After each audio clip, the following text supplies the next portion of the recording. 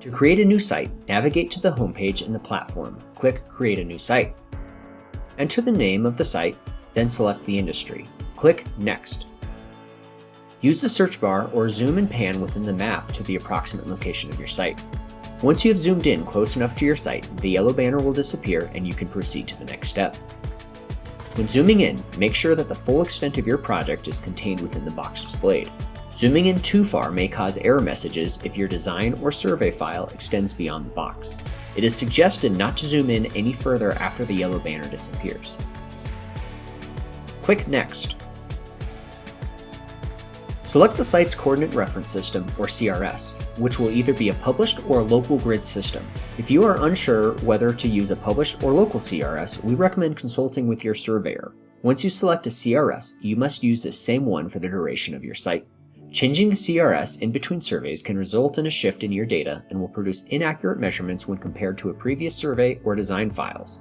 If you need to change the CRS, we suggest setting up a new site with the new CRS, and then uploading your subsequent surveys there. Any previous surveys would need to be re-uploaded to the new site to be processed in the new CRS. Next, you can invite people to your site and assign their permissions for that site. When you're done inviting people, click Next. Alternatively, you can skip this step for now and finish setting up your site by clicking Skip for Now. You can invite users to your site at a later time by navigating to the site settings and choosing the People and Teams options. Enter their email address and choose the permissions you would like them to have, then click Invite.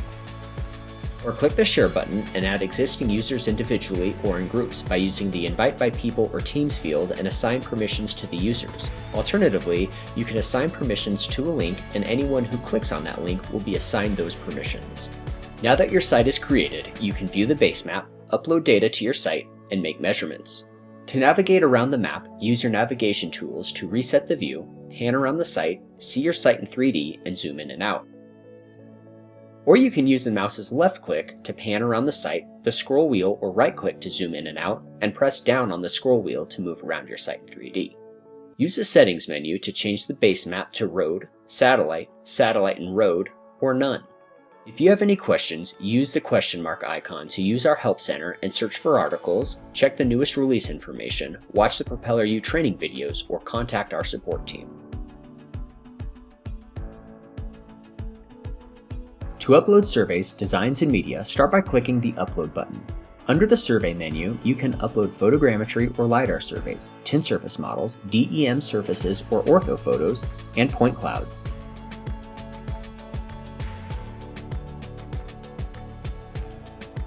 These surveys will now be displayed under the Survey drop-down menu or the Survey Explorer tab.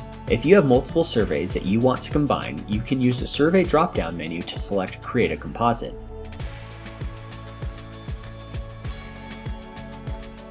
The Survey Explorer tab will appear and you can select which datasets you wish to merge. To reorder which survey is displayed first on the map, select the Configure Orthophoto and Terrain Layer composition icon. Drag the surveys to the top of the list that you want displayed first on the map. This menu also allows you to select which orthophoto and terrain to display on the map.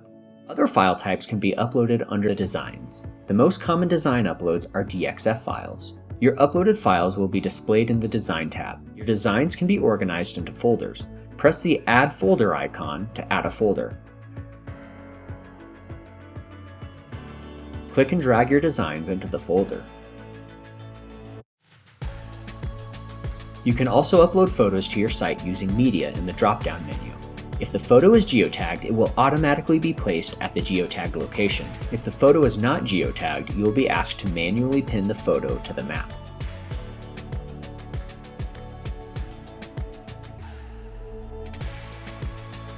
Toggle on the eyeball icon next to your designs and the data will populate on the map. If the linework appears to be floating above or below the map, click on the vertical ellipses and select Clamp Layer to Ground for a specific file, or select Clamp All Layers within the folder. The files will now be clamped to the surface of your model. There are various linework files within the drop-down menu. When there are several files, toggling on all the files can take some time to load. To get the best performance, only toggle on the necessary linework files one at a time. A quick tip when using Propeller is to look for the vertical ellipses. It's usually found to the right of the names of measurements and designs and will open a submenu with additional options. Toggle on a design surface by selecting the eyeball icon next to the name. This is the 3D surface of the original grade or the designed finish grade. As mentioned earlier, it's imperative to make sure the CRS of the design and your site are the same. If you need to raise or lower design files, click the vertical ellipses and then click Apply Vertical Offset. A window will appear where you can input your offset as either a positive or negative value. Each offset creates a selectable surface to use within the platform. To quickly create a polygon or line measurement from a design file, right-click on the border of the design and click Convert to Measurement. Use the Cut Fill tool to compare your surface to the final grade designed. This will create a polygon or line measurement in the Measurement tab where you can compare surveys or design files. The heat map provides a colorized model that shows where the surface needs to be cut and where it needs to be filled to match the final grade. You can also choose other surveys within the To Surface or From Surface dropdowns. Please note that in order to convert a design into a polygon measurement, the imported line work needs to be an enclosed polyline, otherwise a line measurement will be created. If you're planning to add a drone survey to your site, you can create a polygon around your uploaded files to ensure your flight captures your active work site. While it is not necessary to plan your mission in Propeller, it can be very beneficial to ensure your designs are encompassed by your drone survey. You can either right-click on the measurement and click Export, or save your polygon and press the vertical ellipses next to the measurement name and click Export. Select Outline and export the polygon as a KML. Save the KML to a microSD card, then insert the microSD card into your remote control. Select Flight Route. Tap the plus icon and select Import KMZ/KML. Find the SD card on the controller, select the flight route, and tap Confirm. When prompted if you want to allow access to your SD card, tap Allow. Select Area Route or Linear Route depending on your planned mission. You can now view the flight boundary and edit additional settings. After flying your site, use the Upload button and select Photogrammetry. Upload your drone's photos, bin, and MRK data by dragging the DS folder into the uploader.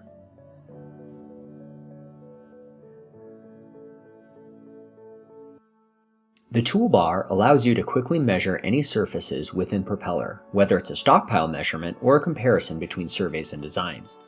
To select specific tools, use the drop-down arrow next to the point, line, or polygon tools. Using the point drop-down, the available tools are Compare Elevations at a Point, Mark a Hazard, or Add an Annotation. There's an option to create a custom point as well. Pin or bookmark the tools that you use most often by selecting the pin icon. The pin tools will appear on the right. You can pin up to 9 tools.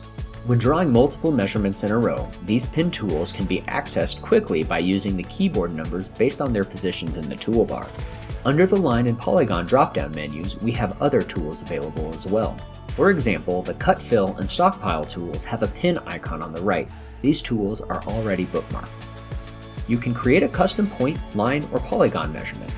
After selecting the tool, the Magic Polygon menu appears. This feature suggests boundaries as seen by the white mask over an area. Click on the yellow slider bar to toggle off the suggested boundaries, or adjust the buffer and vertices by using the slider bar or the keyboard shortcuts. Then hold Shift and click to create the boundary. If the suggested boundary isn't quite right, you can manually draw the boundary. Drag and drop measurements and items to your custom polygon.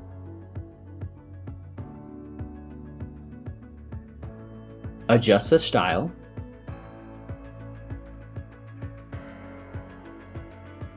Looking at the measurement header, use the template drop-down, select Create New Template, and save the tool. Creating a custom template can save time and provide you with the measurements and items you use most often. Moving back to the polygon drop-down, the newly saved tool is added to the list. Use the pin icon to bookmark the tool. The trash can icon will delete the tool. Toggle on the autosave feature to quickly create several measurements. This feature works best with custom templates. We can see that the tool saved the polygon style, the items within the custom tool, and even the surfaces within the surface comparison.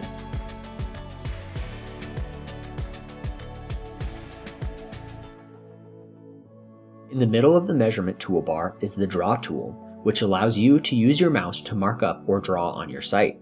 Once complete, you can adjust the style.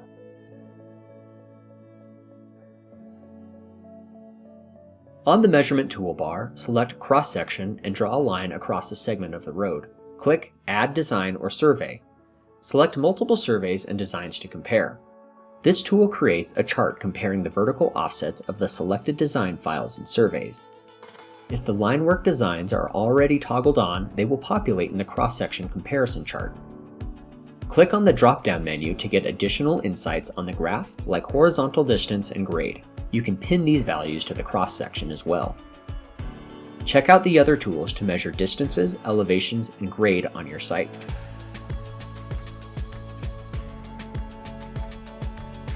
The Stockpile measurement template calculates your stockpile volume by comparing the existing terrain to a smart volume surface. Select the Stockpile template, which is already bookmarked. Draw the measurement by starting with a point around the toe of the pile and continue creating a polygon around it by adding more points. Be sure the points are placed at the base of the pile to create the most accurate measurement. The points of the polygon generate a surface. Everything above that surface will create a stockpile measurement. The volume of this pile is displayed in the Cut section of the Surface Comparison tool. Name the pile and consider using color coding to organize your stockpiles so they are easily identifiable.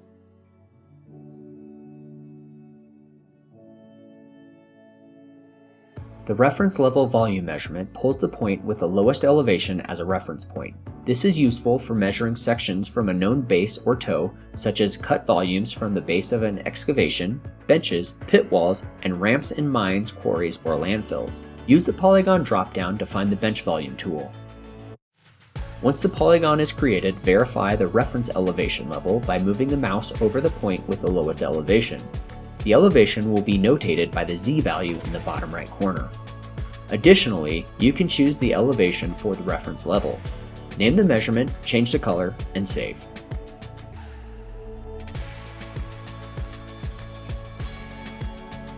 To edit measurements, click on the vertical ellipses next to the measurements while in the Measure tab.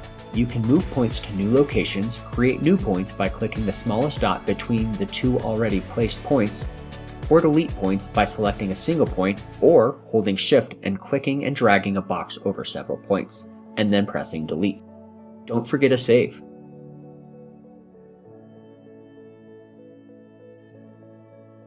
Click on the vertical ellipses to the right of a measurement or folder and select Promote to Site. This will add a globe icon next to the name. The measurement will live in all past, present, and future surveys within the site, and the values will update based on the survey that you are viewing. To remove a measurement from site level, click on the vertical ellipses and click Demote from Site. It's important to mention that any changes to site level measurements will reflect across all surveys. For example, if a promoted stockpile needs to be edited on one survey, those changes will be applied on all other surveys within the site. In this case, it would be better to copy this measurement to another dataset. To copy measurements and apply edits that do not carry over between surveys, select Copy to another dataset from the vertical ellipses menu. This will allow for each survey's measurements to exist independently from other surveys.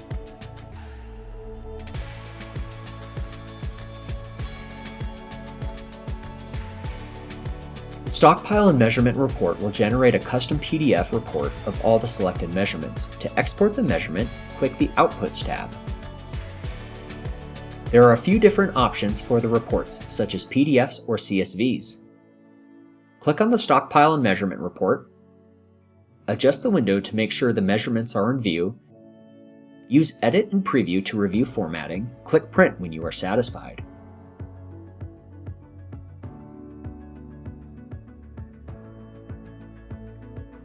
To export a part of a worksite rather than the entire site, create a custom export. Create and save a new polygon or select the vertical ellipsis next to an existing polygon. Select Export. Click through the various export options to choose the file type, adjust the resolution, file size, and contour interval for contour exports.